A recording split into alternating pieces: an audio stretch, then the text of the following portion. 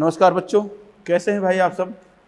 आशा करता हूं कि आप सब स्वस्थ होंगे, मस्त होंगे और हमेशा की तरह अपनी स्टडीज़ में व्यस्त होंगे। होना भी चाहिए, अच्छी बात है।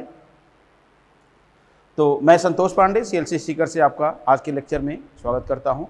और आज के इस वीडियो लेक्चर में हम लोग कुछ ऐसे एनिमल्स की बात करेंगे जिनको डेयरी फार्मिंग के लिए मुख्यतः यूज़ किया जाता है या कुछ अन्य कार्यों के लिए भी, अन्य उद्देश्यों के लिए भी उनका पालन पोषण किया जाता है किसानों के द्वारा। तो आइए हम लोग देखते हैं यहाँ पर, समझ रहे हैं ना। सबसे पहले हम लोग बात करेंगे गोवंश की। तो यहाँ पर आप देखेंगे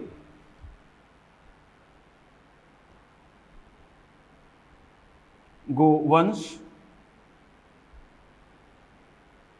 या हम लोग बात कर सकते हैं, जैसे आप देखें इसे जेबू कैटल कहा जाता है।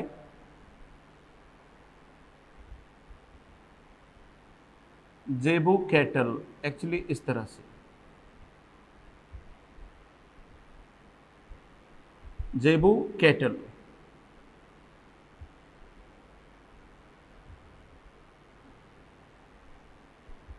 ये कहा जाएगा। अब सवाल उठता है यहाँ पर, हम लोग बात करें अगर तो गोवंश या जेबू कैटल की बात करें तो इसमें आप देखिए क्या कहानी होगी। सिंपली हम लोग दो चीज़ों को देखें कि जेबू कैटल हमारे देश में दुग्ध उत्पादन के लिए सबसे अधिक सामान्य तरीके से पालन की जाने वाली ये मवेशी है। और इसमें हम लोग ये देखेंगे कि इनकी किस तरह की ब्रीड होती है उसको हम लोग देखें, या इनकी दो तरह की वैरायटी होती हैं।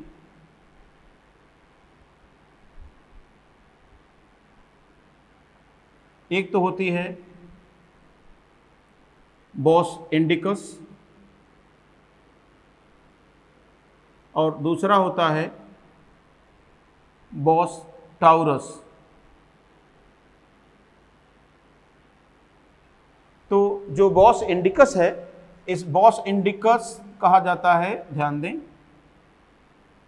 ये भारतीय गोवंश के लिए यूज किया जाता है।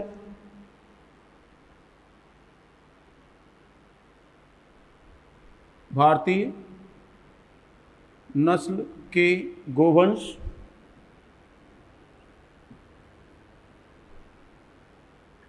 और यहां पर हम देखेंगे कि बॉस टाउरस की बात अगर हम लोग करें तो बॉस टाउरस में आप देखेंगे ये विदेशी नस्ल के गोवंश। अब विदेशी नस्ल के गोवंश कौन कौन से हैं, इनकी अगर हम बात करते हैं तो इनको आप देखिए, एग्जाम्पल इनका ले लेते हैं। तो एग्जाम्पल में जैसे हम लोग ले सकते हैं ब्राउन स्विस,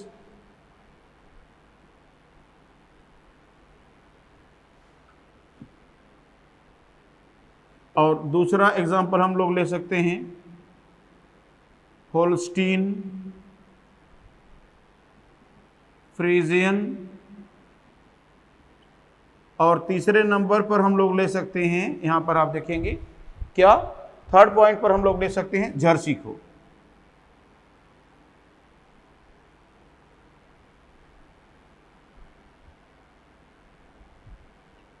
जर्सी।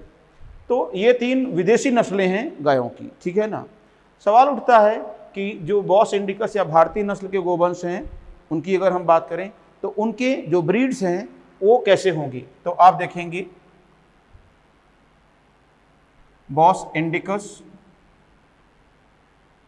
या हम ऐसे कहें कि ब्रीड्स ऑफ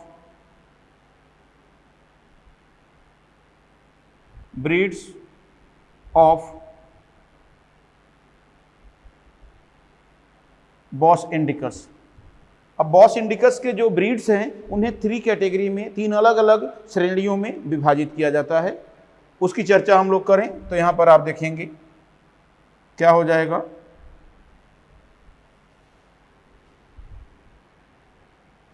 ध्यान दें, दुधारू नस्लें,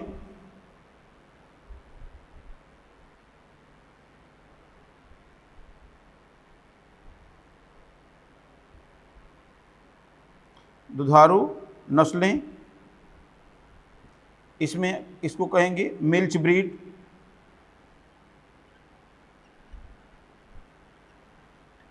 इस तरह से। और दूसरी कैटेगरी है, आप देखेंगे जोत नस्लें, अर्थात ड्रॉट ब्रीड्स। और तीसरे नंबर पर हम लोग लेते हैं, देखिए किस चीज को, सामान्य उपयोगिता, सामान्य उपयोगिता की नस्लें, अर्थात इसको आप कहते हैं जनरल यूटिलिटी ब्रीड्स। इस तरह से हम लोग यहां पर कंसीडर कर पाएंगे। अब सामान्य बात अगर हम लोग देखें कि दुधारू नस्लें किनको कहा जाएगा, तो दुधारू नस्ल होने के लिए कौन सी शर्त होना आवश्यक है, तो आप कहेंगे कि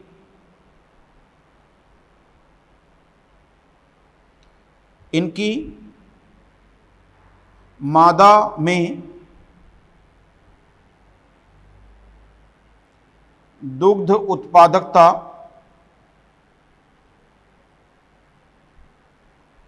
अच्छी, परंतु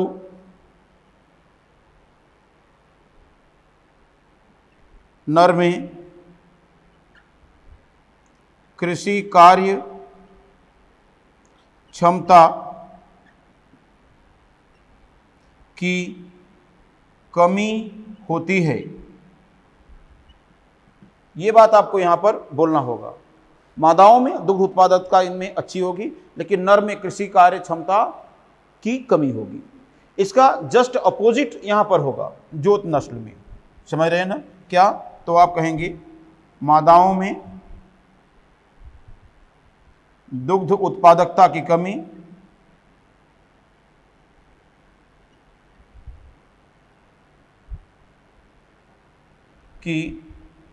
कमी,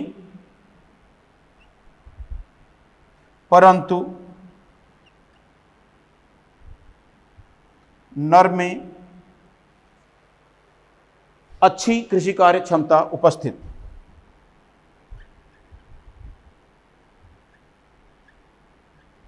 कृषि कार्य क्षमता उपस्थित, ये कहानी हो जाएगी।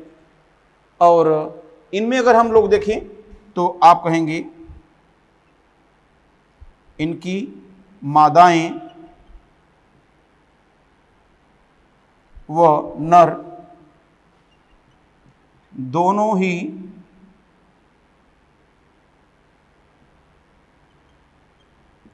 उपयोगी होते हैं।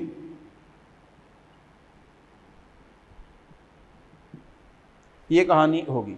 समझ रहे हैं ना? दोनों ही उपयोगी होते हैं। अब सवाल उठता है कि यहां पर हम लोग देखें कि क्या कहानी हो रही है। एग्जाम्पल की बात करें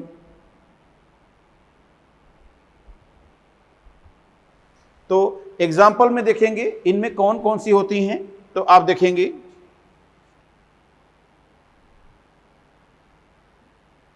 गिर,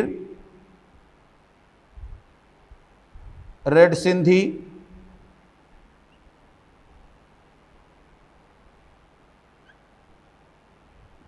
साहीवाल एंड देओनी। ये कुछ ब्रीड्स हैं जो कि इस कैटेगरी में आते हैं। गिर नस्ल, साहीवाल नस्ल, रेड सिंधी नस्ल और देओनी, ये कुछ नस्लें हैं जो यहाँ पर कंसीडर की जाती हैं। और फिर इसके बाद में आगे आप देखेंगे यहाँ पर बात करें हम लोग तो यहाँ पर क्या आती हैं, तो इसमें एग्जाम्पल देख लेंगे। इसमें भी कई एग्जाम्पल हैं, जैसे आप देखिए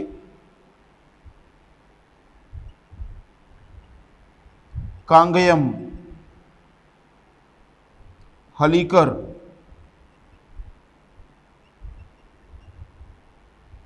मालवी,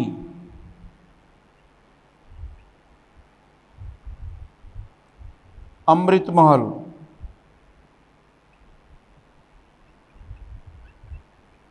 नागौरी,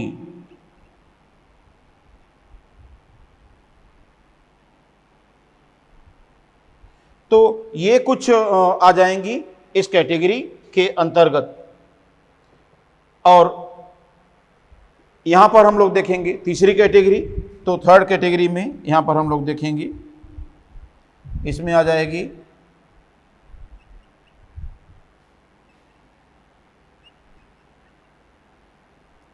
थारपारकर, हरियाणा,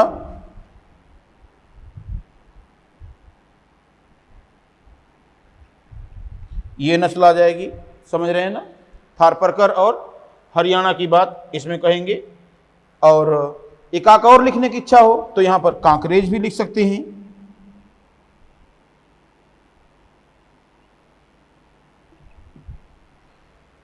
थारपारकर, हरियाणा, कांकरेज, ये कहानी आप लिख सकते हैं, समझ रहे हैं ना। तो ये स्टोरी है, इस तरह से आप देखेंगे। कुल मिलाकर के हम लोग देखेंगे कि इनमें 3 तरह की नस्लें होती हैं काउज में, 3 श्रेणियों में असल में होती हैं इस तरह से। तो जिन किसानों को केवल दुग्ध उत्पादकता से मतलब है, कृषि कार्य से उनका मतलब नहीं है, तो उन्हें इन नस्लों के साथ डेयरी फार्मिंग करनी चाहिए। और जिन्हें दुग्ध उत्पादकता के साथ साथ कृषि कार्य से भी मतलब होता है, उन्हें इन नस्लों के साथ देखना चाहिए। और प्योर अगर कृषि कार्य के लिए किसी को बुल्स चाहिए तो निश्चित रूप से आप कह सकते हैं कि उसे इन नस्लों के बुल्स का प्रयोग करना चाहिए। ठीक है, इस तरह से। हाँ जी, ध्यान देंगे। अब हम लोग बात करेंगे कि गायों की कुछ संकर नस्लें, ठीक है ना। तो आप कहेंगे गोवंश की कुछ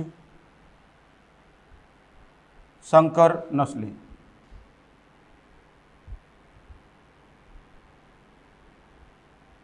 हम बात करेंगे यहां पर सिंपली, तो आप कहेंगे सम क्रॉस ब्रीड्स ऑफ काउज, ठीक है ना।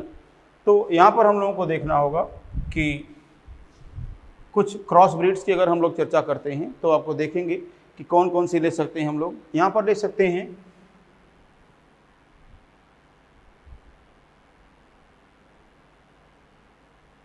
करन स्विस,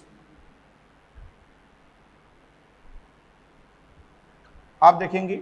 अब ये करन स्विस क्या है, तो करन लिया गया है करनाल से और स्विस लिया गया है ब्राउन स्विस से, समझ रहे हैं ना। तो यह एक संकर नस्ल है और इस संकर नस्ल को 2 नस्लों की क्रॉस ब्रीडिंग से विकसित किया गया है हरियाणा के national dairy research institute Karnal में, समझ रहे हैं ना। तो यहाँ पर आप देखेंगे कौन कौन सी नस्ल थी। एक तो थी यहाँ की साहिवाल काऊ और ब्राउन स्विस नस्ल के बुल का सीमेन यूज किया गया था, समझ रहे हैं ना। तो आप कहेंगे यह एक संकर नस्ल है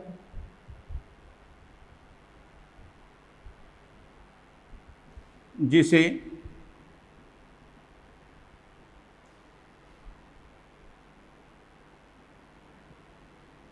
national dairy research institute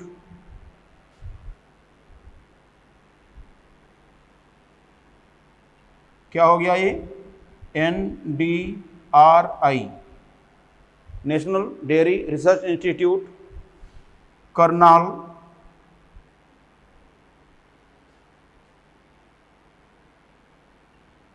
Haryana में कैसे विकसित किया गया। तो आप कहेंगे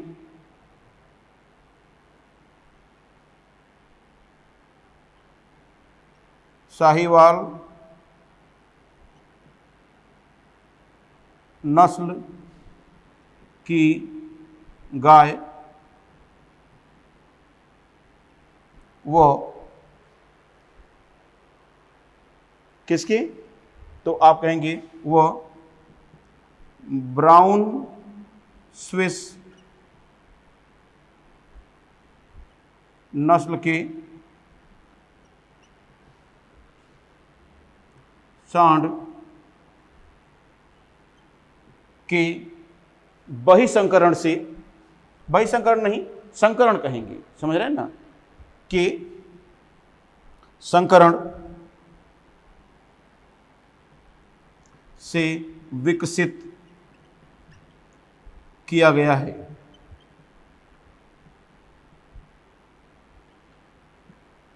ये चीज हो गया, समझ रहे हैं ना। अब यहां पर आप देखेंगे एक और है दूसरा, वो क्या है, तो इसको आप देखेंगे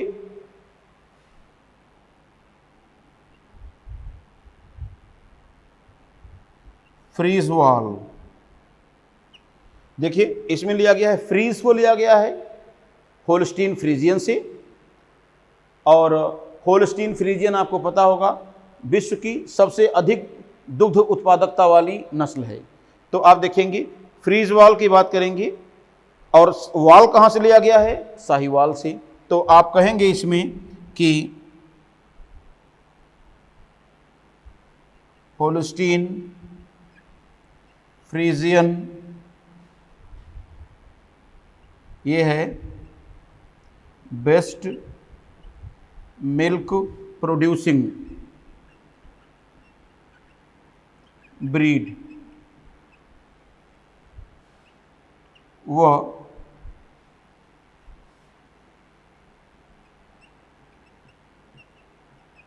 साहीवाल काऊ के संकरण से विकसित।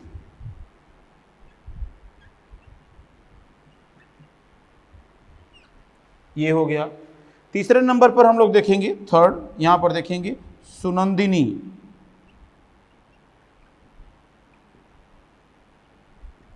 जी हाँ, सुनंदिनी की बात करें तो सुनंदिनी में यहां पर आप देखेंगे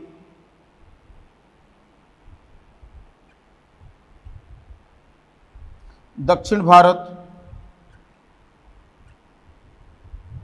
ध्यान दें, दक्षिण भारत की स्थानीय नस्लों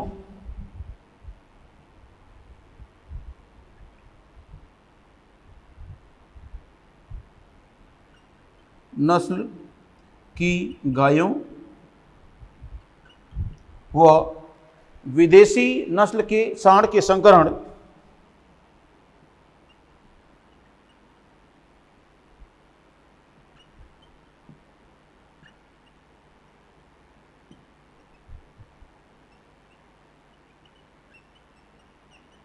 विदेशी नस्लों के सांड के संकरण से विकसित।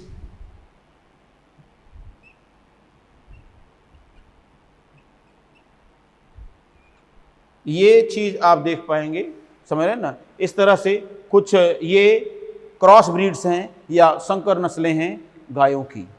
क्लियर। तो मैं उम्मीद करता हूं कि आप इन चीज़ों को अच्छे से समझ चुके हैं, इसमें कोई दिक्कत परेशानी आपको नहीं होगी। ठीक है, अब बात करते हैं थोड़ी सी भैंसों से रिलेटेड, ठीक है ना। जो भैंसों की नस्लें हैं, आइए उनसे रिलेटेड भी थोड़ी सी चर्चा कर लेते हैं हम लोग।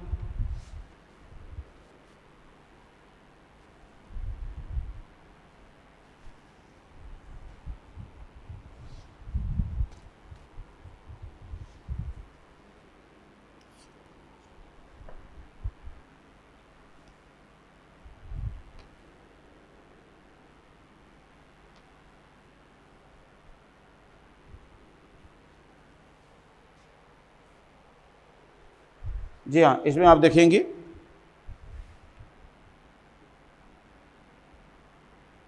भैंस या बफेलोज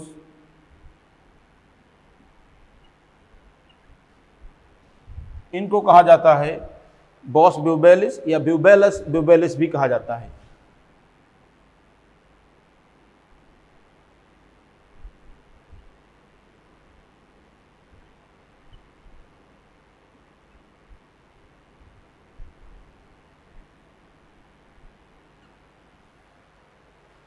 जी हाँ, इनमें हम लोग बात करेंगे तो कई चीज़ें हैं इनमें।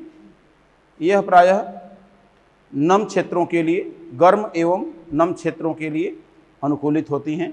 तो आप कहेंगे कि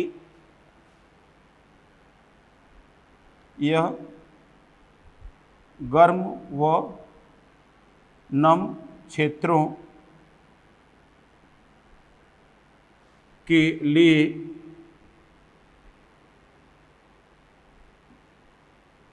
अधिक अनुकूलित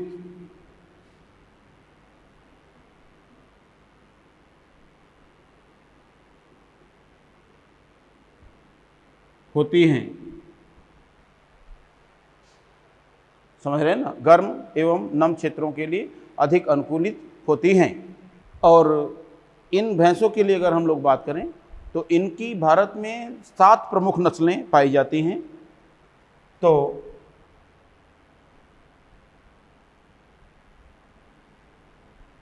इनकी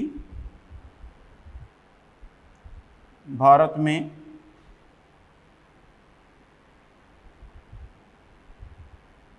प्रमुख नस्लें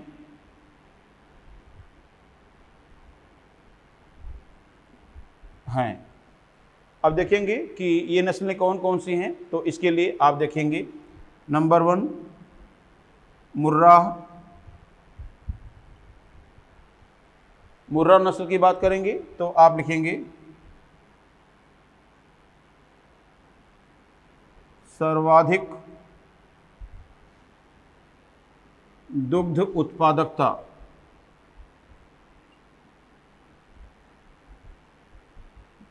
से युक्त, अर्थात सबसे महंगी इसी नस्ल की भैंसें मिलती हैं। ठीक है ना। फिर इसके बाद में दूसरा आप देखेंगे सुरती, मेहसाना,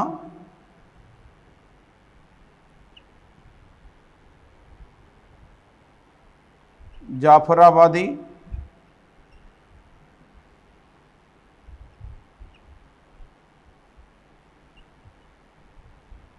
नागपुरी। इसी के साथ साथ आप देखेंगे नीली रावी,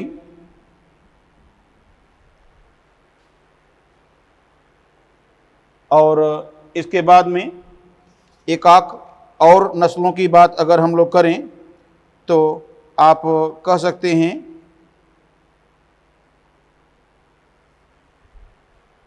1 2 3 4 5 6 मुर्रा हो गया, सुरती हो गया, मेहसाना हो गया, जाफराबादी, नागपुर। हाँ, एक और हो जाएगा भदावरी। तो इस तरह से आप देख पाएंगे कि ये 7 ब्रीड हैं, या हम यहाँ पर 7 प्रमुख नस्लें कह सकते हैं। इनकी प्रमुख 7 नस्लें हैं इस तरह से। क्लियर है ना। तो इस तरह से आपने भैंसों की बात कर लिया। अब सवाल उठता है कि जब गोवंश है तो फिर भैंसों की बात हम लोग क्यों करते हैं। तो आइए उसकी बात करेंगे। तो इसकी बात अगर हम लोग करते हैं तो इसमें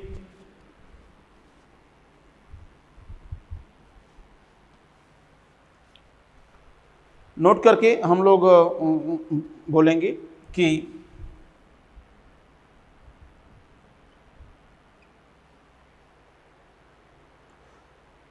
गर्मी से बचने के लिए ये पानी में या कीचड़ में या कीचड़ युक्त पानी में रहना पसंद करती हैं। तो आप देखेंगे गर्मी से बचने हेतु ये पानी में या कीचड़ युक्त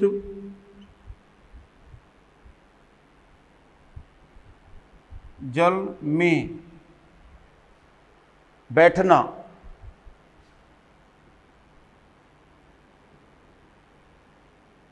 कीचड़ युक्त जल में बैठना। अब ये प्रक्रिया क्या कहलाती है, इंग्लिश में इसे कहते हैं वॉलोविंग।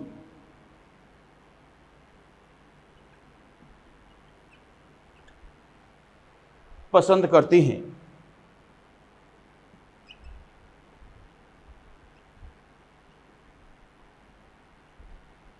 देखिए एक बात हो गई। दूसरी बात अगर हम लोग करें यहाँ पर, तो दूसरी चीज़ यहाँ पर ये कह सकते हैं कि इनके दुग्ध की गुणवत्ता गाय के दुग्ध की अपेक्षा अधिक अच्छी होती है। इनके दुग्ध की गुणवत्ता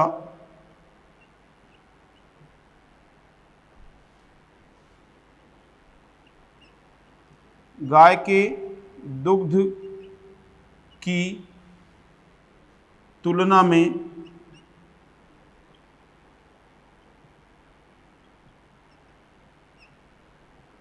अधिक अच्छी होती है। सवाल उठता है कि क्यों?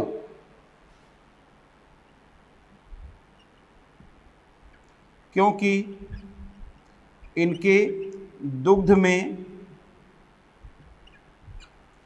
ध्यान दें, इनके दुग्ध में खास बात क्या होती है जी? तो आप कहेंगे प्रोटीन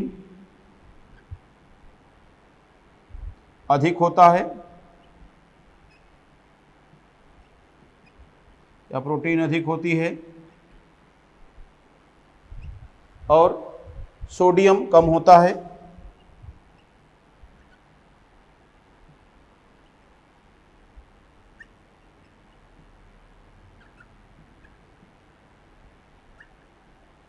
पोटेशियम अधिक होता है।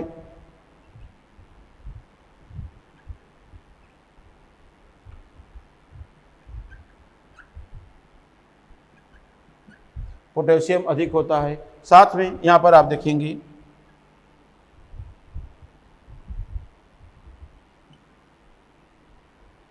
वसा भी अधिक होती है। तो ये कुछ पॉइंट हैं जिनकी बेसिस पर बफेलो मिल्क की क्वालिटी को सुपीरियर माना जाता है काऊ मिल्क की तुलना में। क्लियर? तो ये दो बातें हो गई। फिर इसके बाद में आइए हम लोग बात करते हैं कुछ और। तो यहाँ पर आप देखेंगे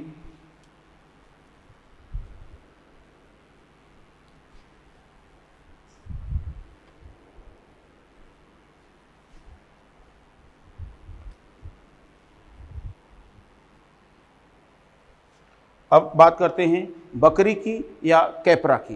तो यहाँ पर आप देखेंगे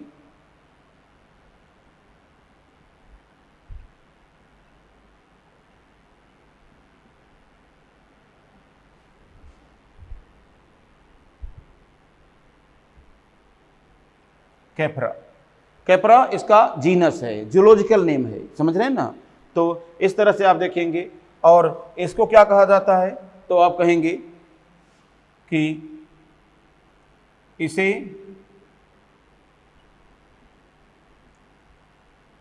गरीबों की गाय भी कहते हैं। सवाल उठता है क्यों? तो आप कहेंगे क्योंकि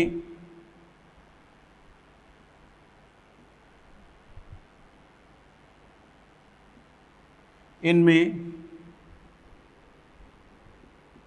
दुग्ध उत्पादकता अपेक्षाकृत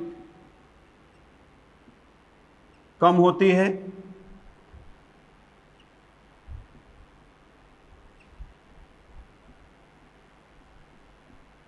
तथा, ध्यान दें, अपेक्षाकृत कम होती है तथा और खास बात क्या होगी? तो यहां पर आप देखेंगे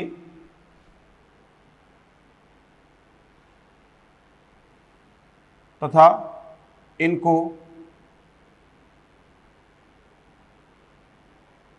कम खर्च पर पाला जा सकता है। अर्थात इनका रखरखाव भी सस्ता होता है तथा दुग्ध उत्पादकता भी कम होती है, इसीलिए इन्हें गरीबों की गाय कहा जाता है। अब सवाल उठता है कि नोट करके हम यहाँ पर दो विशेष बातें लिख सकते हैं। एक तो आप देखें, इनकी सबसे अच्छी दुग्ध उत्पादकता वाली जो नस्ल है उसको कहते हैं जमुना पारी। तो आप देखेंगे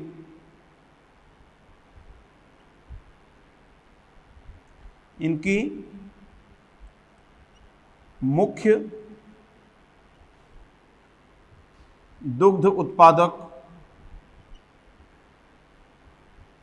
नस्ल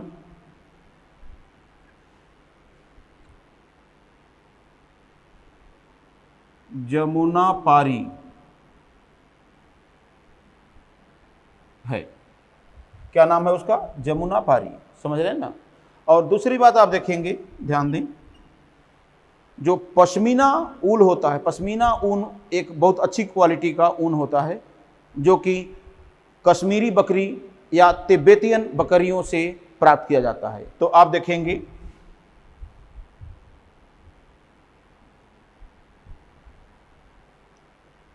पश्मीना ऊन को, या पश्मीना ऊन एक बहुत अच्छी क्वालिटी का ऊन है।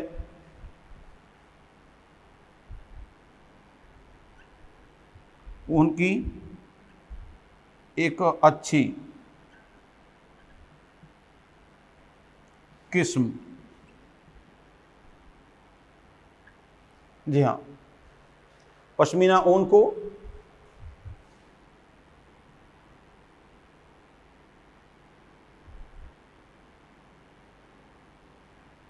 कश्मीरी बकरी या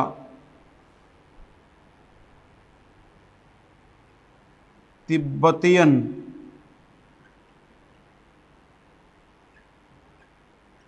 बकरी से प्राप्त किया जाता है।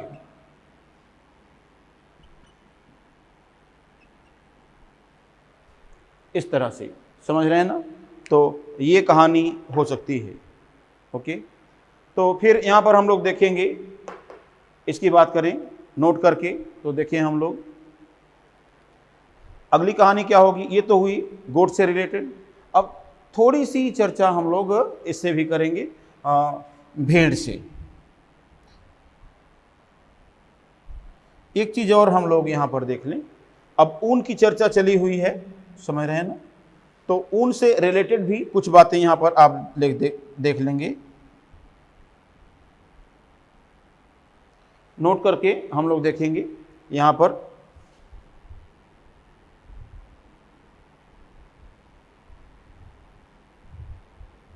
अंगूरा ऊन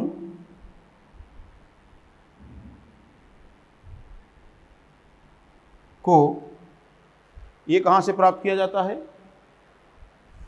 या अंगूरा ऊन का स्रोत। तो अब यहाँ पर आप आसानी से बोल सकते हैं कि इसका स्रोत खरगोश होता है।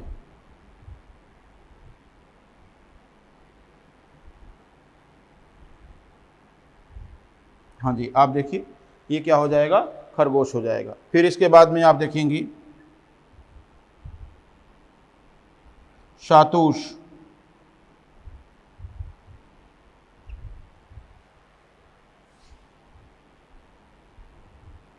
ऊन, इसे कहा जाता है किंग ऑफ ऊल, या इसे कहते हैं ऊन की सर्वोच्च किस्म, समझ रहे हैं ना, या सर्वाधिक महंगा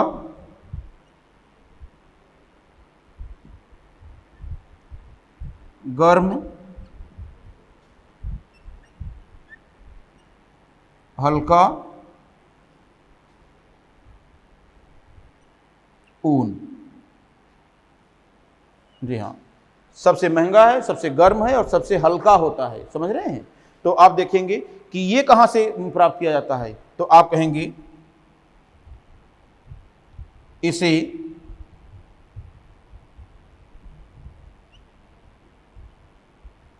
तिब्बतियन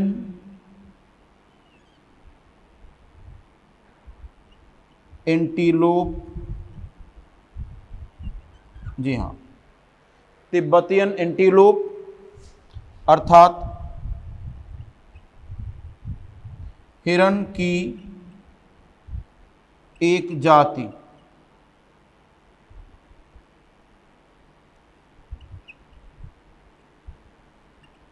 से प्राप्त किया जाता है,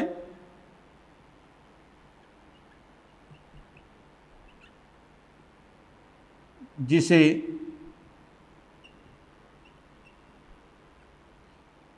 चीरू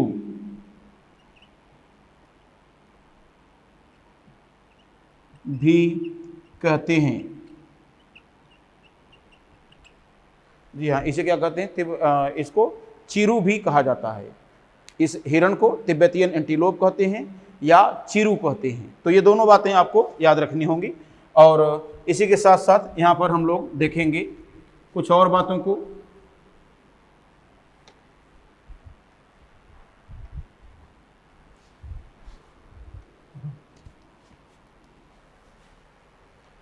हाँ जी, यहाँ पर हम लोग थोड़ा सा चर्चा करेंगे भेड़ की। अब भेड़ की बात करेंगे तो इसे कहते हैं शीप, और इसका साइंटिफिक नेम है ओविस एरीज।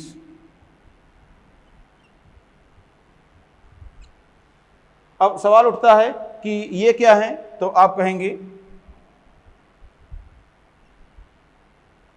इनका पालन मुख्यतः ऊन प्राप्त करने के लिए या मुख्यतः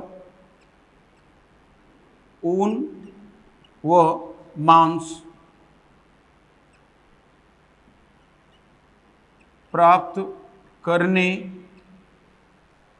के लिए किया जाता है।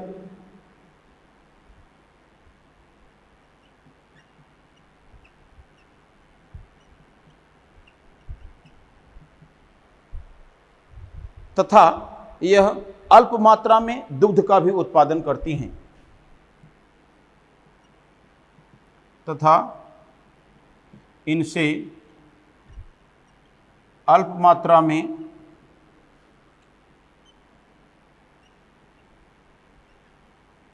दुग्ध को भी प्राप्त किया जाता है।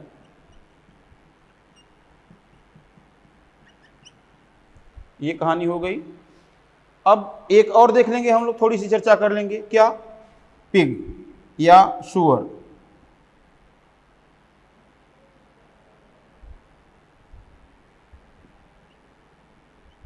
और इसका जो जूलॉजिकल नेम है वो है सस।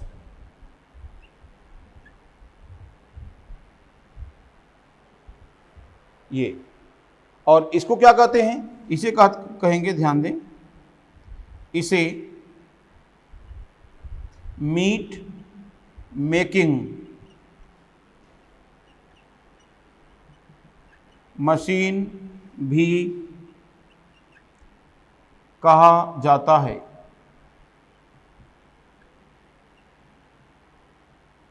जी हाँ, मीट मेकिंग मशीन भी कहा जाता है। तो ये कहानी आप देख सकते हैं, ये कहानी आप यहाँ पर अच्छे से बच्चों समझ सकते हैं। ठीक है ना? फिर इसके बाद में यहाँ पर हम लोग देखें क्या स्टोरी है।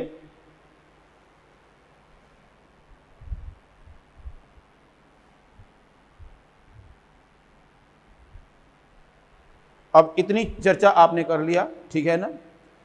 जो महत्वपूर्ण पशुपालन से संबंधित जानवर हैं इनको आपने डिस्कस कर लिया है। अब हम लोग थोड़ी सी चर्चा करेंगे बच्चों कि इन पशुओं को होने वाली बीमारियों से संबंधित या इन्हें होने वाले रोगों से संबंधित। ठीक है, तो आइए स्टार्ट करते हैं।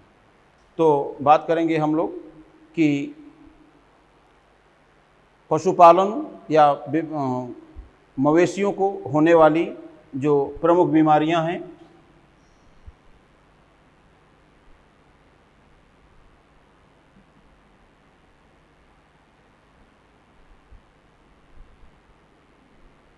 मवेशियों की मुख्य बीमारियां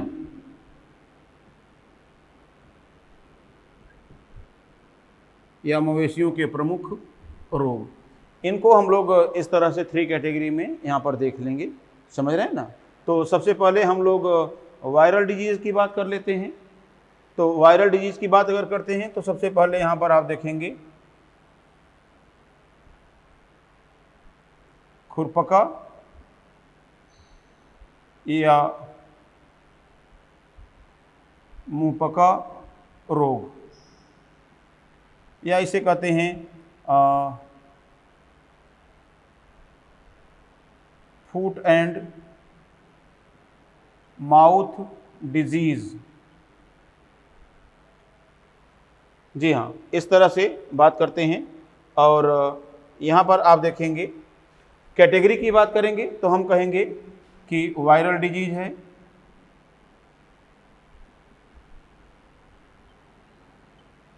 और इसे कहेंगे, वायरस का नाम अगर हम बात करें तो पिकोरना वायरस, इस तरह से पिकोरना वायरस की बात करेंगे पैथोजन के रूप में। दूसरी जो डिजीज है बच्चों वो है, आप देखें, रिंडरपेस्ट।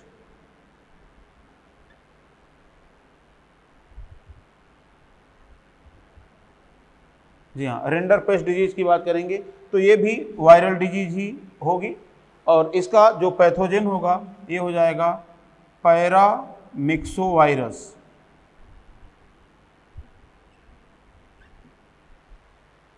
अब पैथोजन का नाम आप भले न जानिए, लेकिन एटलीस्ट ये कैटेगरी आपको पता होना चाहिए कि ये वायरल है या प्रोटोजोवन है या बैक्टीरियल डिजीज है। क्लियर है ना? इस तरह से चलिए आइए देखते हैं एक और, तो एंथ्रैक्स।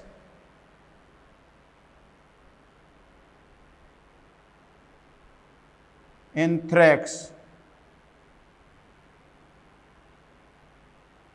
जी हाँ, अब एंथ्रैक्स की बात करेंगे अगर, तो एंथ्रैक्स एक बैक्टीरियल डिजीज हो जाएगा।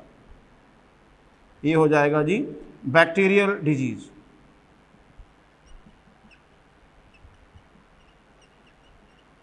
और बैक्टीरियल डिजीज में ये पैथोजन की बात करेंगे तो ये हो जाएगा बैसिलस एंथ्रेसिस।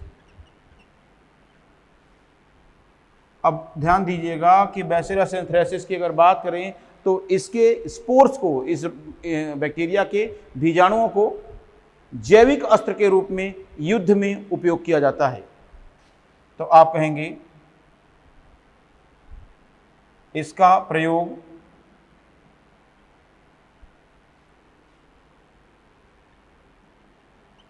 जैविक अस्त्र के रूप में भी होता है। अब आप कहेंगे सर जैविक अस्त्र क्या होता है? तो जैविक अस्त्र के लिए एक इंग्लिश में टर्म यूज किया जाता है बायो वीपन या बायोलॉजिकल वारफेयर। इसे कहते हैं बायो वीपन या बायोलॉजिकल वारफेयर, इस तरह से। अब यहां पर आप देखेंगे इसके अलावा हम लोग बात करें तो एक और डिजीज है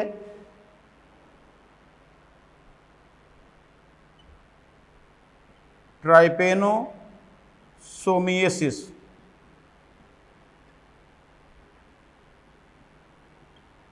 ध्यान दीजिएगा, ट्राइपेनोसोमियासिस, या इसी को कहते हैं सर्रा डिजीज।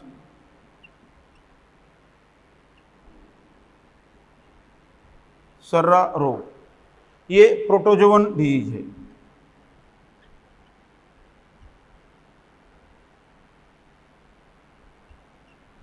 और इसका जो पैथोजन है वो है ट्राइपेनोसोमा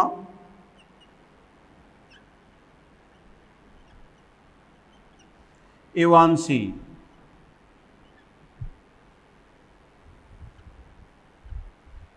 समझ रहे हैं ना क्या हो जाएगा? ट्राइपेनोसोमा इवांसी। तो ये कहानी यहां पर कंसीडर कर ली जाएगी।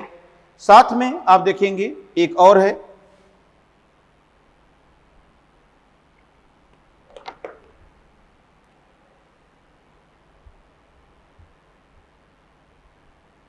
बेबेसियोसिस।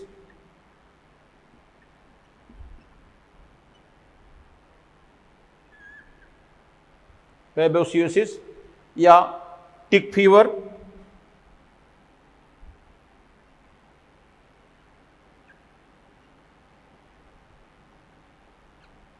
या इसी को कहते हैं बच्चों किलनी रोग। जी हाँ, इसकी बात करेंगे तो ये भी प्रोटोजोवन डिजीज ही होगा, और ये इसका जो होगा पैथोजन ये होगा बैबेसिया बाइजेमिना। मैं यहाँ एक चीज़ और स्पष्ट कर दूं कि ये इसे कहा जाता है टिक फीवर या टेक्सास कैटल फीवर, ये दोनों नाम है इसके। टिक फीवर भी इसको कहते हैं और टेक्सास कैटल फीवर भी कहा जाता है। तो ये दोनों चीज़ आप यहाँ पर जानते रहिए। फिर इसी के साथ साथ यहाँ पर हम लोग देख पाएंगे एक और चीज़, ऊपर हम लोग यहाँ पर स्पेस मैनेज करके लिख पाएंगे।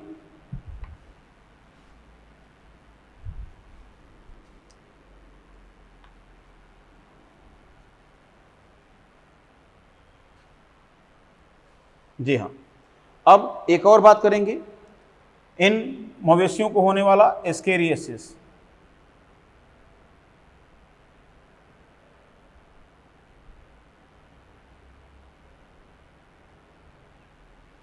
और आप कहेंगे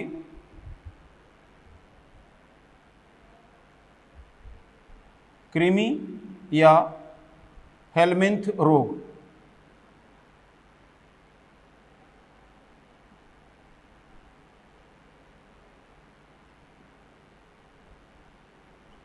हेलमिंथ जनित रोग। सवाल उठता है कि कौन सा पैथोजन होगा। अब आप कहेंगे सर जानते हैं एस्केरिस लुम्ब्रिक्वाइड्स। नो, इन जंतुओं को अगर हम बात करें जो एस्केरिस प्रभावित करता है वो होता है नियोस्केरिस। क्या है जी? नियोस्केरिस। समझ रहे हैं ना। फिर इसी के साथ साथ यहां पर हम लोग एक चीज और देखें कि एफ्लाटॉक्सिकोसिस।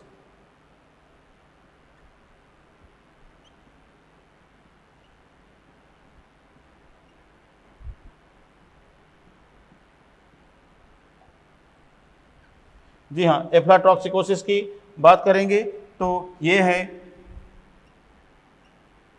कवक जनित रोग। और कवक जनित रोग की बात करेंगे तो इसका जो पैथोजन होगा ये होगा एस्परजिलस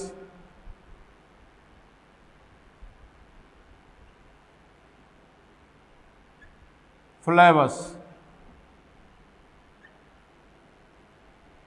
तो कुल मिलाकर के एक ठीक ठाक लिस्टिंग हम लोगों ने कर लिया है। समझ रहे हैं ना। ये डिजीजेज थोड़ा इम्पॉर्टेंट होती हैं, इनको आप लोग ज़रूर याद रखें। और इस तरह से हम लोगों ने जो डेयरी फार्मिंग से रिलेटेड जो मुख्य जंतु थे उनकी चर्चा हम लोगों ने कर लिया है। अब इसमें बचा हुआ है पोल्ट्री फार्मिंग बचा हुआ है, सेरीकल्चर बचा हुआ है और एपी कल्चर बचा हुआ है। ये तीन चीज़ें बची हुई हैं जो हम लोग आने वाले लेक्चर्स में कवर करेंगे। ठीक है, तो आज के लेक्चर को बच्चों यहाँ पर बाइंड अप करने के लिए मुझे इजाज़त दीजिए। मिलता हूँ मैं आपसे अगले लेक्चर में एक बार फिर से। तब तक के लिए जय हिंद, जय सिलसी।